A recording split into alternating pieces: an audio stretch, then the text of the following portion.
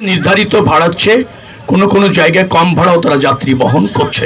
নির্ধারিত ভাড়া ক্রস করেছে এরকমের কোনো নজির আমি গত 7 দিনে পাইনি কোথাও। তা নিশ্চিত করা দরকার যে শৃঙ্খলা থাকা দরকার, সেটা আছে কিনা।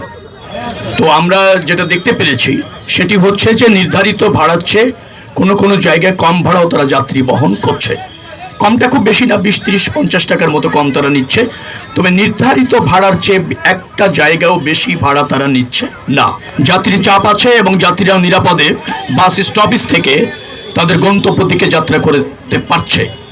শৃঙ্খলার সাথে বাসগুলি আছে এবং যে বাসটাই আসছে যাত্রীরা অপেক্ষা করছেন টিকিট কেটে এবং তারা নিয়মিতভাবে এই স্টেশন ছেড়ে যেতে পারছেন।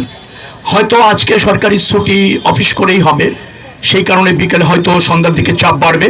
সেই বাড়তি চাপ কীভাবে মোকাবেলা করা যায়, যাত্রীদের ওই বাড়তি যখন চাহিদা থাকবে টিকিটের এবং বাসের, সেটাও কিভাবে তারা ফুলফিল করবে সেই ধরনের প্রস্তুতি আমরা দেখলাম যে তারা নিয়েছে।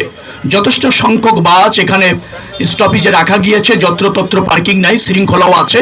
আমি মনে করছি যে একটা স্বস্তির নিরাপদ ঈদ যাত্রা এবার আমাদের জনগণ আমাদের বাস স্টপেজ অথবা ধরেন ট্রেন স্টেশন অথবা লঞ্চ স্টেশন থেকে নিশ্চিতভাবে পেতে চলেছে বলবো আমি। তাদের খুশিতেই নিচ্ছেন। আমরা বলেছি যত কম রাখা যায়, নির্ধারিত ভাড়ার চেয়ে কম টাকায় অনেক সময় তারা যাত্রী নিতে অভ্যস্ত অতীতে। কারণ যাত্রী যখন চাপ কম থাকে, যাত্রীকে আকৃষ্ট করার জন্য নির্ধারিত ভাড়ার থেকে 100 টাকা কমে তারা এইটা সার্ভিসটা দেন।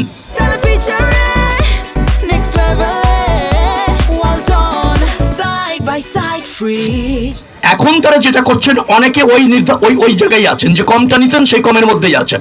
ধরেন নির্ধারিত ভাড়া 700 টাকা, তারা 600 টাকায় প্যাসেঞ্জার নিতেন, এখন 600 টাকায় নিচ্ছেন। অনেকে 700 টাকা নির্ধারণ ভাড়া হয়তো 700 নিচ্ছেন, কেউ আবার 20 টাকা কম নিয়ে 680 দিচ্ছেন।